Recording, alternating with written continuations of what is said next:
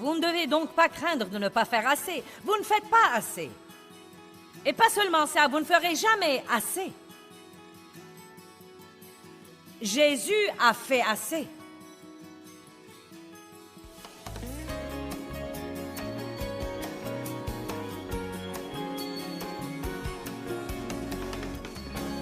Nous avons mené une enquête dans notre bureau et nous leur avons demandé. J'ai dit, je voudrais savoir les choses que les gens aimeraient qu'on leur enseigne. Donc j'ai dit, quelles sont les choses principales que vous aimeriez qu'on vous enseigne? Nous avons fait ça il y a des années. Et ce qui est très intéressant, non mais il y avait beaucoup de choses intéressantes, mais la seule chose qui a été la plus mentionnée était « Je veux savoir quand je fais assez ». Et j'ai trouvé que c'était vraiment intéressant. Quand est-ce que je prie assez? Quand est-ce que je lis assez de la Bible? Quand est-ce que je fais assez de bonnes œuvres? Quand est-ce que je fais assez? Je crains que je ne fasse pas assez. Quelqu'un éprouve ce sentiment et pense toujours, où avez-vous cette crainte vague? Où avez-vous ce petit diable assis sur vos épaules? Eh bien, que vas-tu faire? Que vas-tu faire? Que vas-tu faire? Que vas-tu faire? Que vas-tu faire? Que vas-tu faire? Et cela nous amène aux œuvres de la chair. Vous devez prier jusqu'à ce que vous finissiez. Ne priez pas d'après l'horloge. Ne laissez pas quelqu'un qui vient à votre église ou quelqu'un qui donne son témoignage à la télé comme quoi il prie 5 jours tous les matins et ensuite vous essayez de faire ça parce qu'il le fait. Vous serez ennuyé, malheureux et misérable. J'ai essayé ça une fois. J'ai annoncé à ma famille, je vais commencer à prier 4 heures tous les jours. Une personne qui intercède est venue à notre église et elle avait la puissance de Dieu sur elle. Et j'ai pensé, ouh, je veux être comme ça. Le seul problème est qu'elle était ointe pour faire ça et je ne l'étais pas. Eh bien, j'ai prié tout ce que je savais prier 2 ou 3 fois et j'ai regardé ma montre et 5 minutes s'étaient écoulées. Ouh! Seigneur, aie pitié! Je n'étais pas prêt de sortir de la chambre, donc j'ai fait un petit somme.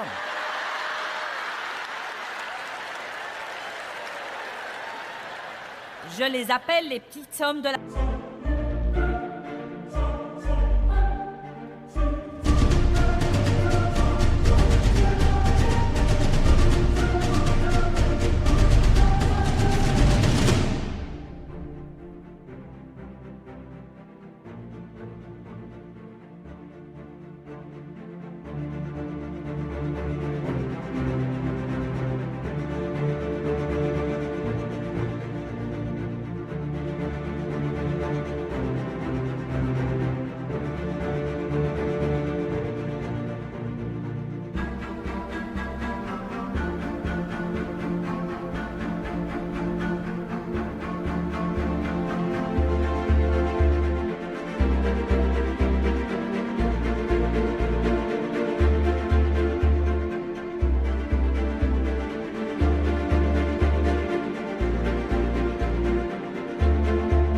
prière.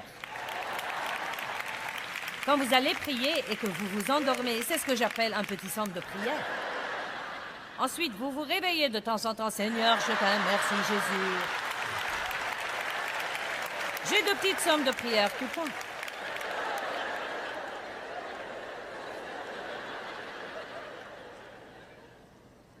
Et ensuite, j'ai écouté tout l'enseignement sur, vous savez, vous n'avez pas pu veiller 1 heure avec moi. Ainsi donc, tout le monde au monde entier essayait de prier 1 heure par jour.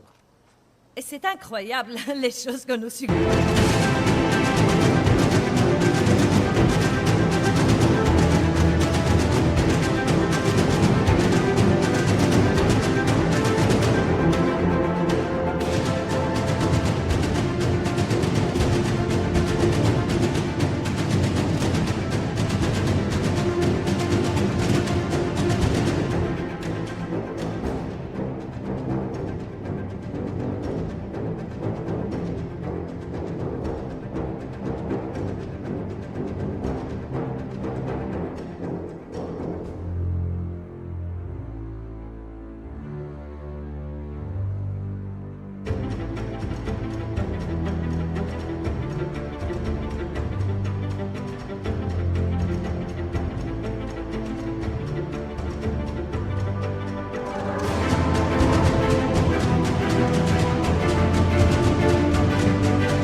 que Dieu nous a oints pour faire et ensuite nous disons aux autres que c'est ce qu'ils sont censés faire. Ne me demandez pas combien de temps je prie, car je ne sais même plus. Je prie beaucoup tout au long de la journée. Je ne sais pas, ça m'est égal. Sachez que je ne mesure plus les choses et je ne compte plus les choses. J'ai en fait beaucoup fait ça. Je me suis inscrite dans le programme Lisez la Bible en un an et on devait lire 6 chapitres tous les jours pour finir la Bible. 2 chapitres dans les Proverbes, 2 dans les Psaumes, 1 dans l'Ancien Testament et 1 dans le Nouveau Testament. Et ça a marché pour quelques jours et je cochais sur mon calendrier. On avait un calendrier, on cochait, car la chair aime beaucoup cocher. Ouh! Non mais, nous sommes emballés à l'idée de cocher. Et j'ai mis mon calendrier sur le frigo. Et la raison pour laquelle je l'ai mis sur le frigo, et je vous dis la vérité. Je ne savais pas ces trucs à l'époque, car je ne savais pas être honnête avec moi-même. Mais je l'ai mis là pour que tout le monde voie ce que je faisais. Et tant que je cochais, je passais devant ce frigo et ma chair se gonflait.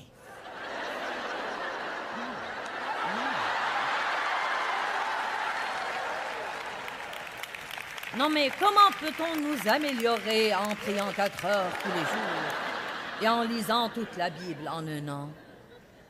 Ça a marché pour quelque temps quand j'ai commencé à avoir du retard et que j'avais environ 36 chapitres de retard et donc j'avais tous ces trous béants sur mon calendrier et chaque fois que je passais devant ce calendrier stupide, il me condamnait.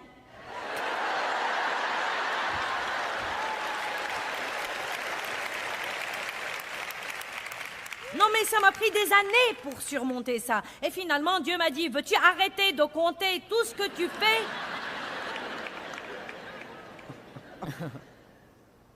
David a compté le peuple pour qu'il se sente bien et il a amené une malédiction dans le camp. Oh, je pourrais vaincre l'ennemi. Regardez tout le peuple que j'ai.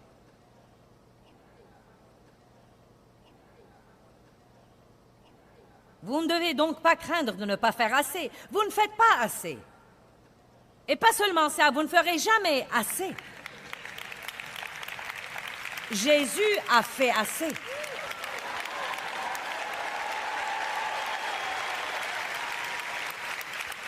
Il a fait assez. Donc nous faisons ce que l'Esprit nous mène à faire. Nous faisons ce que nous sommes moins pour faire et nous ne nous comparons pas aux autres personnes parce que Dieu oint les différentes personnes de différentes façons. Allez maintenant. Mon temps avec Dieu est mon temps de prière le matin et c'est comme un petit déjeuner spirituel. Et je ne sais pas vous l'expliquer, mais je peux savoir quand je suis rassasiée. Parfois, je dois manger pendant 2 heures, parfois 30 minutes, parfois 45. Mais je peux savoir quand je suis rassasiée. Et quand je me sens rassasiée, je me sens satisfaite, je me sens prête pour la journée. Mais je ne sors pas de ma maison avant d'avoir mon petit déjeuner spirituel parce que je sais que sans lui, je ne peux rien faire. J'ai des faiblesses, j'ai besoin de sa force. Je suis imparfaite, donc j'ai besoin que le parfait travaille par moi à tout moment. Je ne dois pas compter tout ce que je fais, je crois que ça offense Dieu en réalité.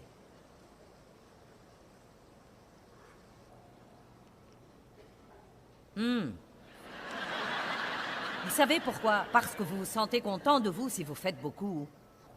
Et vous vous en voulez si vous ne le faites pas. Je ne dis pas que c'est mauvais d'avoir des buts. Vous savez, si vous vous fixez un but, je prierai 30 minutes tous les jours, c'est très bien. Mais ne priez pas dans la chair. Ne vous asseyez pas là pour vous obliger à trouver quelque chose à dire quand vous avez dit le nécessaire. Si vous avez dit le nécessaire et que vous voulez faire 30 minutes, asseyez-vous là en présence de Dieu et dites: me voilà, Dieu, le plus grand gâchis qui soit, aide-moi. Allez, Dieu veut une communication honnête et non pas des absurdités religieuses. Jésus n'est pas mort pour que nous puissions tous avoir une religion. Il est mort pour que nous puissions avoir une relation intime, personnelle, amicale avec lui. Intimité. La vie est réelle, les problèmes sont réels. Amenez Jésus dans votre réalité, ne l'amenez pas seulement dans votre vie d'église. Alléluia. Eh bien, j'aime ça. Regardons Éphésiens 2, 8 et 9. C'est des versets que nous utilisons pour le salut, mais nous devons les appliquer à tous les aspects de notre vie. C'est par la grâce gratuite, la miséricorde imméritée de Dieu que vous êtes sauvés, délivrés du jugement et devenus participants du salut de Christ, par le moyen de votre foi. Et ce salut ne vient pas de vous, ce n'est pas votre ouvrage, il n'est pas le fruit de vos efforts, mais c'est le don de Dieu. Ce n'est point par les œuvres, en satisfaisant aux exigences de la loi, afin que personne ne se glorifie. Ce n'est pas le résultat de ce que peut faire quelqu'un, afin que personne ne s'en vante ou prenne la gloire à lui. Nous devons vivre comme ça. Numéro 5, la crainte d'être exploité. Ouh! Je fais toujours un peu face à ça. Dieu nous dit d'être humble et doux, mais nous craignons que si nous prenons cette attitude, les gens vont nous marcher sur les pieds. Nous craignons qu'ils ne profitent de nous. 1 Pierre 5,6 dit « Humiliez-vous donc sous la main puissante de Dieu afin qu'il vous élève au moment fixé. » L'humilité n'est pas une faiblesse, mais une force maîtrisée. J'avais toujours cette attitude. Vous n'allez pas me parler comme ça, vous n'allez pas me traiter comme ça. Je ne savais pas espérer en Dieu pour me rendre justice. Je voulais me rendre justice moi-même parce que j'ai été maltraitée dans ma vie et je me suis promise que personne n'allait jamais plus me bousculer. Quand vous faites ce genre de vœux intérieurs, vous aurez parfois des moments difficiles dans les relations. Faites attention à ce genre de pensée. J'ai peur des gens, on ne peut faire confiance à personne. Ce n'est pas du tout vrai. Mais je vais vous dire ceci. Vous ne devez pas craindre que les gens ne profitent de vous. Certains le feront. Vous ne devez pas craindre ça. Quelqu'un essaiera de temps en temps, mais Dieu vous rendra justice et il s'occupera de ceux qui essayent de profiter de vous. Dieu s'en occupera.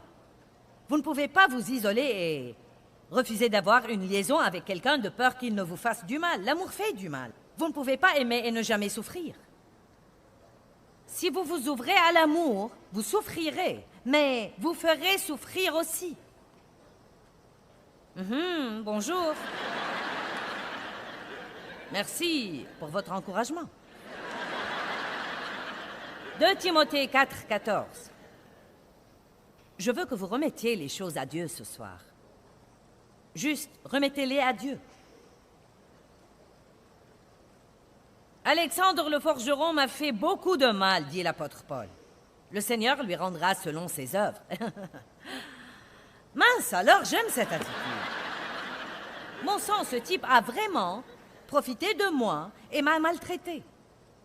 Vous savez, Dieu a parlé à mon mari il y a des années et lui a dit quelque chose qui nous a aidés dans beaucoup de situations. Il lui a dit, personne ne peut te voler si tu as ta confiance en moi. Car quoi qu'on prenne de toi, si tu es une personne d'intégrité, quoi qu'on prenne de toi, si je dois l'acheminer par 1000 personnes, je le leur enlèverai et je te le rendrai. Et donc, Dave et moi ne nous fâchons même plus. Vous savez, si nous faisons faire une réparation et qu'ils ne font pas le travail comme il faut et qu'ils ne reviennent pas pour le réparer, non mais nous faisons notre possible pour essayer de les amener à prendre leurs responsabilités et le réparer. Mais s'ils refusent, nous disons, eh bien, nous n'allons pas nous fâcher. Remettons-le à Dieu. Ils ne peuvent pas nous voler. Nous nous fions à Dieu pour nous rendre justice. Je veux vous encourager à commencer à faire ça. Les gens ne peuvent pas vous voler si vous prenez cette attitude. Vous pouvez dire, Dieu, ils ne peuvent pas me voler parce que tu vas le leur enlever et me le rendre d'une façon ou d'une autre. Tu me rendras justice. Tu me le rendras. Sinon, vous serez fâchés tout le temps parce que les gens ne vous traitent pas comme il faut. Les gens ne vont pas toujours nous traiter comme il faut, surtout dans l'état des choses dans le monde aujourd'hui. Il y a en ce moment plus de gens qui ne tiennent pas parole que des gens qui tiennent. Et c'est difficile, et ça tient de la gageure. Et j'ai vu des gens faire des choses que je n'aurais jamais cru qu'ils les feraient. Et croyez-moi, ça m'a vraiment laissé comme... Et la première chose qui vous vient à l'esprit et à mon esprit aussi, c'est fini, je ne ferai plus confiance à personne désormais. Et la deuxième chose que je dis est, c'est faux, je ne vais pas faire ça, je ne vais pas faire ça parce que ce n'est pas juste de généraliser. Il y a des gens honnêtes, il y a des gens formidables, des gens merveilleux qui tiennent vraiment parole et à qui l'on peut faire confiance. Ne laissez pas le diable vous mentir et vous faire craindre que tout le monde va profiter de vous.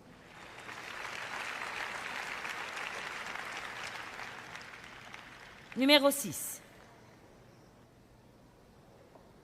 La crainte des relations. Vous savez, les relations avec les gens sont souvent compliquées. Et même décevantes. Les relations avec eux impliquent un travail. Cela veut dire résoudre les problèmes qui surviennent à cause de nos différences et de nos défauts. Et parfois, ce travail devient tellement grand que nous préférerions ne pas y toucher. Merci, je le ferai moi-même. Cela veut dire l'affrontement, et nous préférerions ne pas affronter. Nous ne voulons pas affronter les problèmes.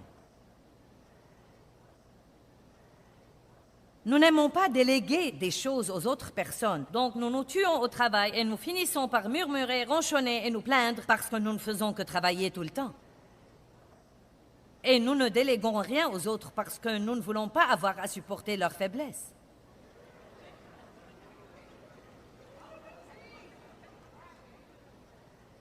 Peut-être qu'ils ne le feront pas comme nous,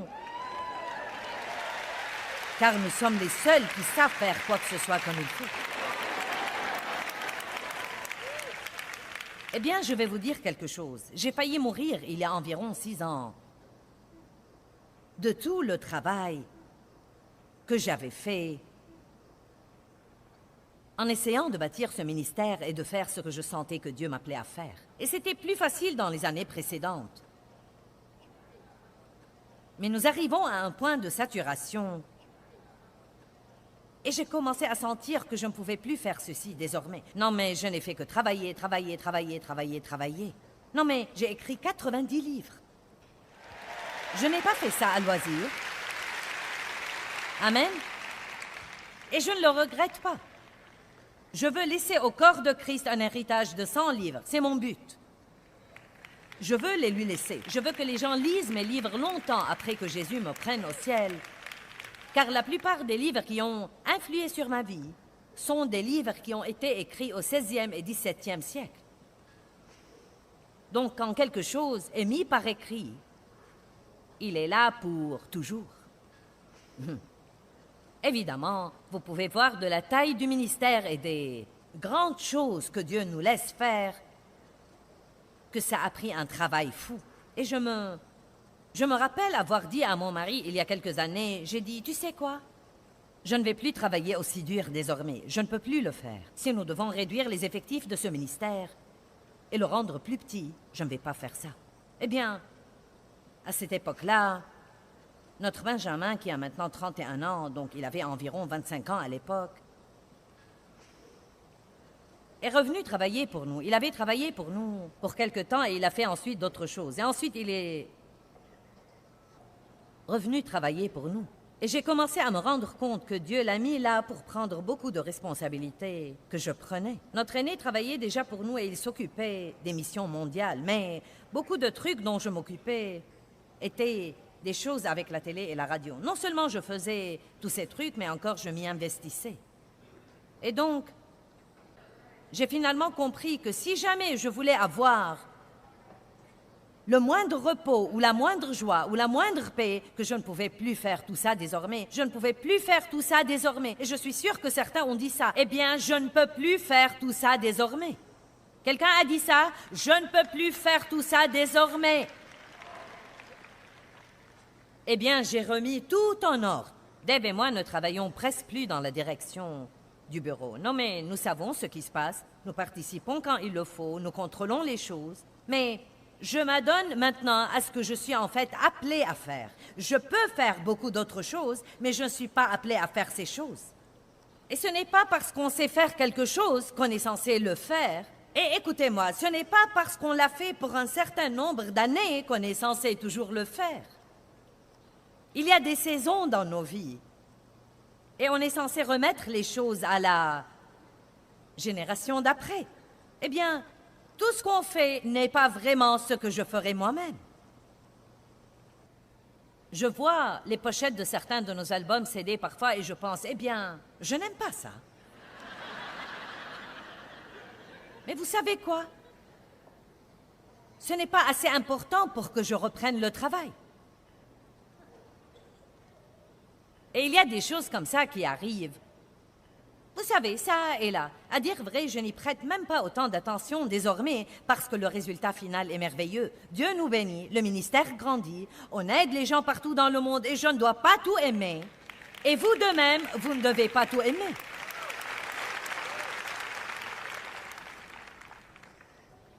Nous avions une réunion du conseil d'administration et j'avais toujours du mal à lâcher ces trucs. Parfois, nous voulons que quelqu'un fasse le travail, mais nous voulons toujours lui dire tout ce qu'il doit faire. Ne donnez pas aux gens la responsabilité sans l'autorité. Et dès que vous leur donnez l'autorité, cela veut dire que vous devez reculer et ne pas vous mêler des trucs. Vous ne devez pas chercher la petite bête. Et donc, nous parlions de couleurs pour le magazine et il voulait utiliser des couleurs que je n'aimais pas. J'ai dit, je n'aime pas ces couleurs. Et mon fils a dit, eh bien, il y a des gens qui les aiment. J'ai dit, pas moi. Il a dit, je ne savais pas que tu as été appelé à t'occuper de toi.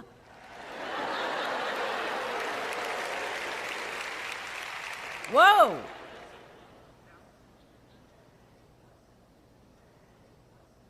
Car j'avais dit, si ça ne me plaît pas, ça ne va pas être publié. Je ne savais pas que tu as été appelé à t'occuper de toi. J'avais besoin de ça et lui seul pouvait me le dire et s'en tirer. Et il avait absolument raison. Je ne devais pas tout aimer. Tout le monde n'est pas comme vous. Tout le monde ne fera pas tout comme vous, mais vous pouvez soit devenir fou, soit demander de l'aide. Allez maintenant, je prêche mieux que vous ne réagissez.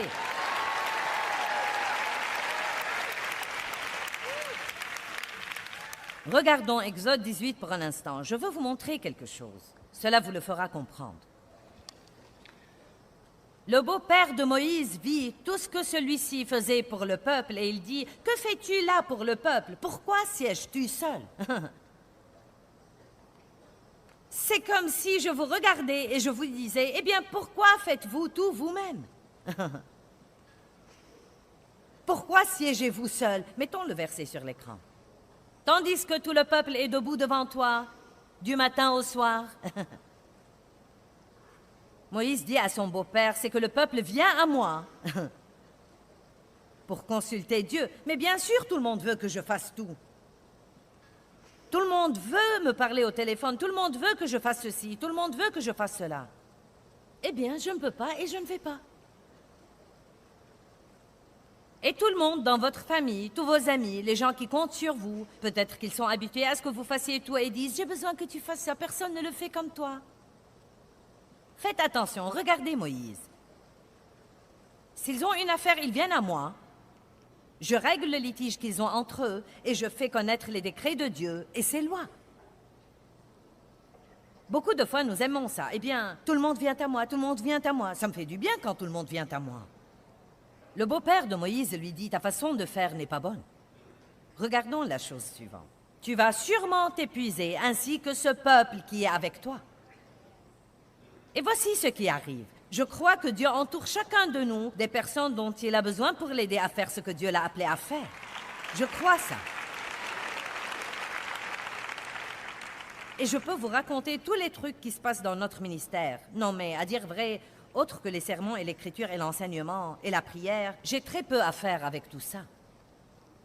Car Dieu m'a envoyé des gens qui peuvent faire ce que je ne peux plus faire, mais je dois les laisser faire ça. Et même dans la cellule familiale, Dieu vous donne ce dont vous avez besoin dans cette cellule familiale. Certains d'entre vous, les dames, dirigent tout. Et vous pourriez donner à votre mari un peu de trucs, mais si vous faites ça, vous devez lui donner de l'autorité. Eh bien, je dois vraiment faire tout le travail par ici. Nous n'avons pas le temps de parler de tout ça, n'est-ce pas? Êtes-vous contente que je n'ai pas le temps d'en parler? Nous voulons que nos maris soient les chefs spirituels de la maison jusqu'à ce qu'ils le deviennent et veuillent commencer à prendre de l'autorité. Oh, reviens à ta chaise longue. Détends-toi et regarde la télé. Je voulais que tu payes les factures, mais maintenant que tu me dis ce que je peux et que je ne peux pas dépenser, je vais reprendre ça, merci. Ouh, c'est si amusant ce soir que je peux à peine le supporter.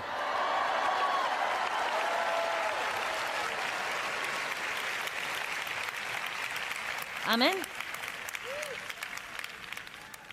Vous avez des enfants qui peuvent faire des choses, mais peut-être qu'ils ne les feront pas comme vous.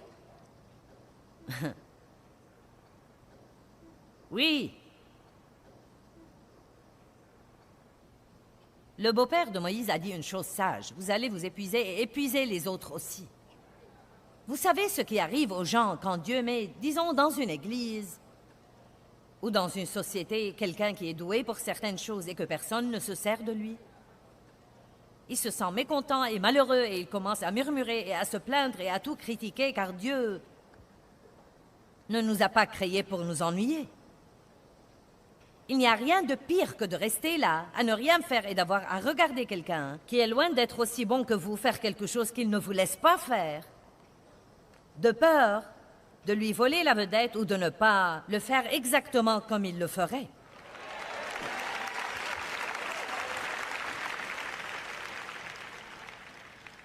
Vous ne devez pas craindre de vous faire du mal si vous vous impliquez. Ça arrivera. Vous n'avez pas beaucoup aimé ça. Mais vous survivrez. Et vous grandirez. Et vous apprendrez. Et vous vous rétablirez. Et vous aurez de l'aide.